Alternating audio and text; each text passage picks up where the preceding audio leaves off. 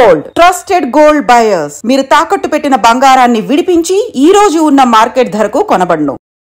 Prism pub దగ్గర ఈ ప్రభాకర్ అనే వ్యక్తి ఎప్పుడైతే గన్తోని కాల్చిండో గజ దొంగ అని తెలిసిన తర్వాత అసలు రోజుకో ట్విస్ట్ కావచ్చు, రోజుకో ఇన్ఫర్మేషన్ బయటకు వస్తూ ఉంది. ఎందుకంటే సార్ లిస్ట్ చాలా అంటే చాలా పెద్దగా ఉన్నది. ఈయన మీద స్కెచ్ పెట్టి అంత ఇదిగా పట్టుకుంది ఎందుకు అని అంటే, ఎందుకంటే ఇతను చేసినవి మామూలుగా లేవన్నట్టు. ఆయన జల్సాలు కావచ్చు, లేకపోతే ఆయన దొంగతనాల స్టైల్ కావచ్చు, అసలు మామూలుగా లేదు. దానికి సంబంధించి ఇంకొంత ఇన్ఫర్మేషన్ కూడా వచ్చింది. సో అదే అనమాట. సరిపోదా శనివారం సినిమా గుర్తుందా? మీకు గుర్తుందా? అందులో కథానాయకుడు నాని కేవలం శనివారం మాత్రమే తన కోపాన్ని బయటకి ప్రదర్శిస్తూ ఉంటాడు, ఫైటింగ్లు చేస్తాడు. అట్లనే హైదరాబాద్ గచ్చిబౌలిలోని ప్రిజం పబ్ వద్ద కాల్పుడు జరిపి పోలీసులకు చిక్కిన ఘరానా దొంగ బత్తుల ప్రభాకర్ది కూడా దాదాపు ఇదే పద్ధతి. సో ఒక సినిమాని తలపించేలా ఈయన స్టోరీ కనిపిస్తున్నది అనేది ఈ సారాంశం అన్నమాట. కళాశాలలు, విద్యా సంస్థలే లక్ష్యంగా దొంగతనాలు చేసే ప్రభాకర్ గురువారం అన్నట్టు వారంలో గురువారం రోజున మాత్రమే తన కళను ప్రదర్శిస్తూ ఉంటాడు. అంటే సోమ, మంగళ, బుధ పూర్తిగా స్కెచ్ చేస్తాడు ఎక్కడెక్కడ ఏడ దొంగతనాలు చేయాలని.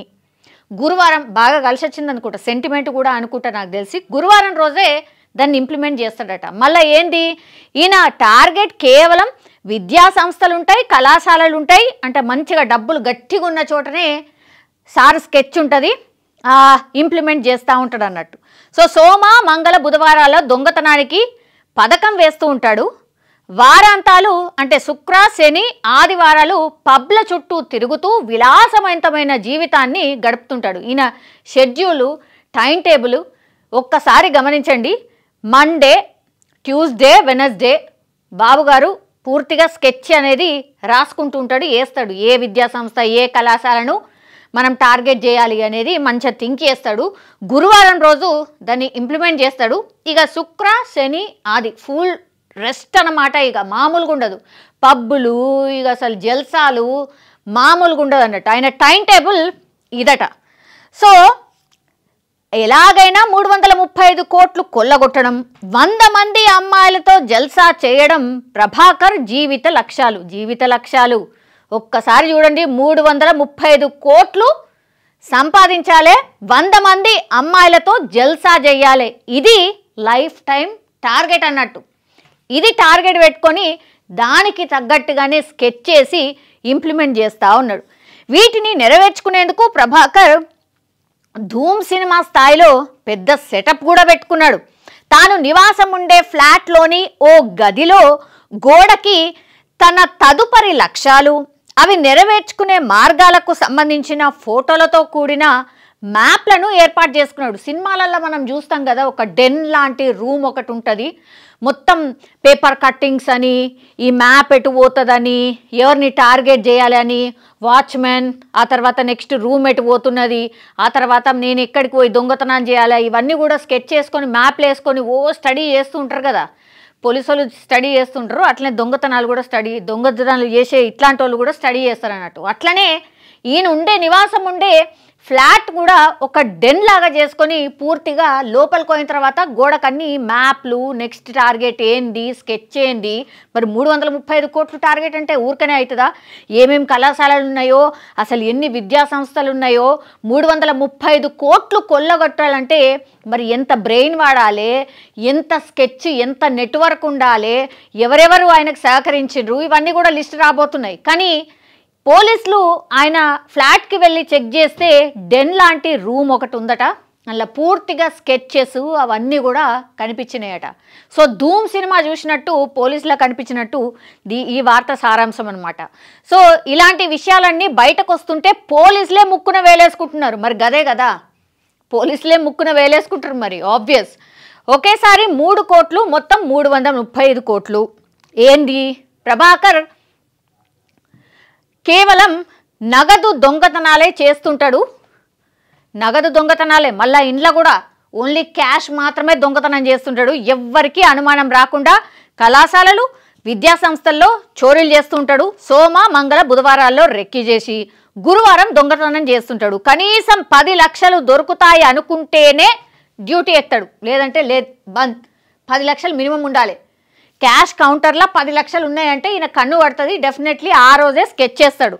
ఒక్క దోపిడీలో 3 కోట్లు కొల్లగొట్టాలని, జీవితకాలంలో 335 కోట్లు దోచుకోవాలని లక్ష్యంగా పెట్టుకున్నాడు ప్రభాకర్. 80 వరకు కళాశాలల్లో చోరీలు చేసేశాడు. ఆల్రెడీ 80 కళాశాలల్లో చోరీలు చేసేసిండు. సో మంచి ఎక్స్పీరియన్స్ వచ్చేసింది, అందుకని టార్గెట్ పెట్టుకున్నాడు. 335 కోట్లు టార్గెట్. ఆ తర్వాత రిటైర్ అయిపోవాలా అనుకున్నాడు. దానికి తగ్గట్టే ముందుకు పోతున్నాడు.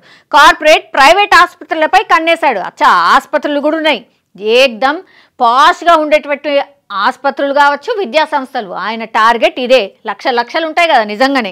కౌంటర్లో ఒక్కొక్క కౌంటర్లో మినిమం 10 లక్షలే అనుకున్నాడు, కానీ ఇంకా ఎక్కువనే దొరికిండొచ్చు. హైదరాబాద్లోని 2 కార్పొరేట్ ఆసుపత్రులపై స్కెచ్ కూడా సిద్ధం చేసుకున్నాడు. అంటే రేపో మాపో, అంటే వచ్చే గురువారం నాకు తెలిసి పట్టుబడే, మొన్న వీకెండ్లో కదా పట్టుబడ్డాడు నాకు తెలిసి. అంటే రేపట్ల స్కెచ్ ఉండే పాపం, అంత లోపలనే ఆ ప్రిజం పబ్ దగ్గర దొరికిపోయినట్టున్నాడు. సో 2 కార్పొరేట్ ఆసుపత్రుల మీద స్కెచ్ కూడా వేసిండట. రేపు గురువారం రోజు నాకు తెలిసి దాన్ని ఇంప్లిమెంట్ కూడా చేస్తుండే, కానీ దొరికిపోయిండు. సో ప్రభాకర్ సెల్ ఫోన్ వాడతాడు, కానీ అందులో సిమ్ కార్డు ఉండదు. అరే వా, ఇది ఇంకా సూపర్. చూడండి, అసలు సెల్ ఫోన్ వాడతాడట కానీ అందులో సిమ్ ఉండదట. మళ్ళీ ఏంది, చోరీల కోసం రెక్కీకి వెళ్ళినప్పుడు తనకు కావాల్సిన ఫోటోలు తీసేందుకు ఆ సెల్ ఫోన్ వాడతాడు. ఓహో, అలాగే చోరీ చేసే గదిలో చీకటిగా ఉంటే సెల్ ఫోన్లోని టార్చ్ లైట్ను వాడతాడు. ఇక గచ్చిబౌలిలో నెలకు 50,000 అద్దె చెల్లిస్తూ ఓ ట్రిపుల్ బెడ్రూమ్ ఫ్లాట్లో ఉంటున్న ప్రభాకర్ ఆ ఫ్లాట్లోని ఓ గదిని డెన్గా మార్చుకున్నాడు.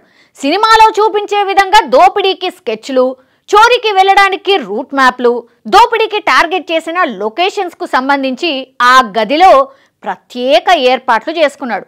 వంట చేసి పెట్టేందుకు ఓ వంట మనిషిని కూడా పెట్టుకున్న ప్రభాకర్ కొత్త వాళ్ళను ఫ్లాట్లోకి రానివాడు. ఎందుకు రాణిస్తాడు కొత్త వాళ్ళని? ఫ్లాట్లోకి రాణిస్తాడా? గింత డెన్ ఏర్పాటు చేసుకొని గింత స్కెచ్ నడుస్తూ ఉంటే ఎందుకు రాణిస్తాడు కొత్త వాళ్ళని? ఎట్లా నమ్ముతాడు? వంట మనిషి తప్పదు, ఆమె మంచిగా వండి పెడుతూ ఉంటే తింటాడు. సారు మొత్తం అంతా స్కెచ్లు వేసుకుంటాడు, దాన్ని ఇంప్లిమెంట్ చేస్తాడు. 50,000 కిరాయితోని గచ్చిబౌలి లాంటి ప్రాంతాల్లో 3 బెడ్రూమ్ ఫ్లాట్లో ఉంటున్నాడంటే మీరు ఇమాజిన్ చేసుకోండి. మరి క్యాష్ కౌంటర్లో 10 లక్షలు ఉంటే కానీ సార్ దొంగతనానికి ఓడాయే, మరి ఇంకేముంటుంది? గజ దొంగ కాకపోతే ఇంకేంది? ఆయన టార్గెట్లు కూడా చూసారు కదా, 335 కోట్లట. ఇంత పెద్ద మొత్తంలో టార్గెట్ పెట్టుకున్నాడు. మరి దానికి తగ్గట్టు స్కెచ్లు ఉండాలి, ఇవన్నీ ఉండాలి కదా. అందులో ఈయన పట్టుబడ్డ తర్వాత వీళ్ళు పోయి ఆ ఫ్లాట్లో చూస్తే మొత్తం నేను ఇప్పుడు ఇంతకుముందు చెప్పిన అన్నీ బయటపడ్డాయి. సో ఊళ్ళో తనకు చేపలు, రొయ్యల చెరువుల వ్యాపారాలు ఉన్నాయని చెప్పుకునే ప్రభాకర్ ఖరీదైన బ్రాండెడ్ దుస్తులు వేసుకొని తిరుగుతూ 40,000 విలువైన మద్యం తాగుతూ, ఇక తెలుసు కదా, ఇక యాటిట్యూడ్, లేదంటే అసలు నాకేం తక్కువ, నేను పైసా మనిషిని అన్న టైప్లో పూర్తిగా అదంతా చూపెడుతుండనట. స్నేహితుడి పేరిట కొనుగోలు చేసిన స్కోడా కారులో తిరిగేవాడు. డబ్బు అవసరమైన ఆన్లైన్ లావాదేవీలు చేయాలన్నా పబ్బుల్లో పరిచయమైన స్నేహితుల బ్యాంక్ ఖాతాలు వాడేవాడు. ఇక 2 సార్లు బీహార్ వెళ్ళి 2 తుపాకులు తెచ్చుకున్న ప్రభాకర్ ఓఆర్ఆర్ సమీపంలోని అటవీ ప్రాంతాలకు వెళ్ళి తుపాకీ పేల్చడం సొంతంగా నేర్చుకున్నాడు. వారేవా, ఓఆర్ఆర్ సమీపంలోని అటవీ ప్రాంతాల్లో అక్కడికి పోయట ఒక్కడే. ఎట్లా కాల్చాలా, ఏం కాల్చాలా, మరి కాల్స్తే సౌండ్ వస్తుంది కదా, అందుకని అటవీ ప్రాంతాల్లోకి వెళ్ళి ప్రాక్టీస్ చేస్తుండనట. 500 బుల్లెట్లు కొనుగోలు చేసి శిక్షణకు 100 రౌండ్ల దాకా వాడేశాడు. 500 బుల్లెట్లు కొన్నాడు, 100 రౌండ్ల దాకా వాడేసిండు. 9వ తరగతి వరకే చదివిన ప్రభాకర్ తెలివికి ఆశ్చర్యపోతున్న పోలీసులు అతన్ని లోతుగా విచారించడానికి కోర్టులో కస్టడీ పిటిషన్ వేశారు. అస్సలు పోలీసులకే దిమ్మ తిరుగుతుంది. ఇవన్నీ ఉత్తగానే పైన అడుగుతూనే గిన్ని విషయాలు తెలిస్తే అసలు నిజంగానే కూసోబెట్టి, అసలు ఏంది బాబు నీ కథ ఏంది, నువ్వు ఎట్లెట్లా అయినావు, ఏమేమైనావు, ఏమేం చేసినావు, 8వ తరగతి ఫెయిల్ అయినావు, నువ్వు ఎక్కడి నుంచి ఏడికి వచ్చినావు, ఫస్ట్ నీ కథ ఏంది, ఇవన్నీ తెలుసుకుంటే అసలు పోలీసులకు ఏమవుతుందో. నిజంగానే ఇట్లాంటి స్టోరీలు బయటకు వస్తాయి కాబట్టి ఈ సినిమాలలో కూడా ఇట్లాంటి వాళ్ళ బేస్ చేసుకొని ఇట్లా ఒక్కొక్క వార్తని చూసుకొని దానికి తగ్గట్టే నాకు తెలిసి ఈ ఓటీటీలలో కావచ్చు, సినిమాలలో కావచ్చు, ఇవన్నీ పెడుతున్నట్టు అనిపిస్తుంది. ఇట్లాంటి వాళ్ళు ఉన్న తర్వాత ఇక ఏం చెప్తారు? ఇంకో లక్ష్యం ఉంది, ఇంతకుముందు చెప్పిన కదా 100 మంది అమ్మాయిలు.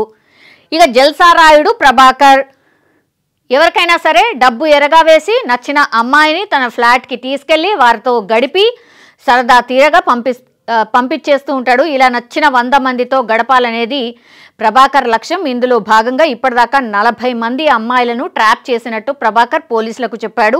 డబ్బు అమ్మాయిల విషయంలో తన లక్ష్యాలను ప్రతిబింబించేలా తన ఛాతిపై 2 టాటూలు కూడా వేయించుకున్నాడు.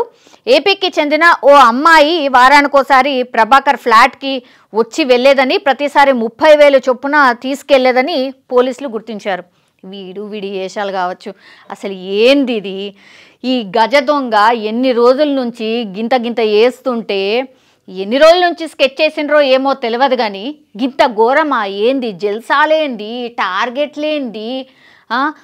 గచ్చిబౌలిలో ఒక డెన్ లాంటి ప్రాంతం ఉండడం ఏంది? ఆ తర్వాత అటవీ ప్రాంతం ఓఆర్ఆర్కి పక్కనే అటవీ లాంటి ప్రాంతాల్లో వెళ్ళి గన్ ప్రాక్టీస్ చేయడం ఏంది? మనిషికి ఇది టాటూలేంది?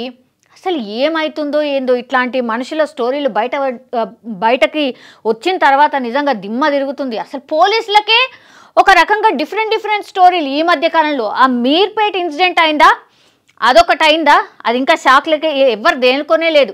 గురుమూర్తికి సంబంధించింది భార్యను ముక్కలు నరికిన కేసు, అదైతే ఇంకా కూడా అసలు లైఫ్ టైంలోనే పోలీసులకు గుర్తుండిపోయే కేసా? ఇక ఇదొకటి. పోలీసులకే షాకింగ్ వార్తల్లాగా ఉంటున్నాయి ఒక్కొక్క స్టోరీ, ఒక్కొక్క క్రైమ్ రికార్డు వింటుంటే. అసలు ఏం చెప్పాలి? ఎటు పోతున్నాం, ఏమవుతుంది? నిజంగానే మనుషులు ఎంత దారుణంగా తయారైనరు. లక్షలేంది, 335 కోట్లేంది, ఏం చెట్లకు కాస్తున్నాయా పైసలు? ఏందది? పాపం కష్టార్జితంగా ఎవరైనా సరే కష్టం లేదే దాచుకుంటారా డబ్బులు? గింత దొంగతనాలు, గింత లూటీలు ఏంది నాకు అర్థం కాదు. అంటే ప్రాణాలకు కూడా ఏమాత్రం అటు ఇటు వచ్చినా వాళ్ళని చంపేయాలా, పారిపోవాలా, గిదే టార్గెట్గా ఈ గన్లు కూడా తీసుకొని తిరుగుతున్నారంటే ఇక ఏం చెప్పాలి? ఈ ప్రభాకర్ అయితే రోజుకో చిట్టా బయటకు వస్తుంది, ఎపిసోడ్ల కింద బయటకు వస్తుంది అనుకుంటా నాకు తెలిసి అయితే. ఎందుకంటే ఒక్కొక్కటి పోలీసులే పరేషాన్ అవుతున్నారు. ఇంకెన్ని వార్తలు వస్తాయో, ఇంకెన్ని ఎపిసోడ్లు వస్తాయో ప్రభాకర్ది చూడాలి.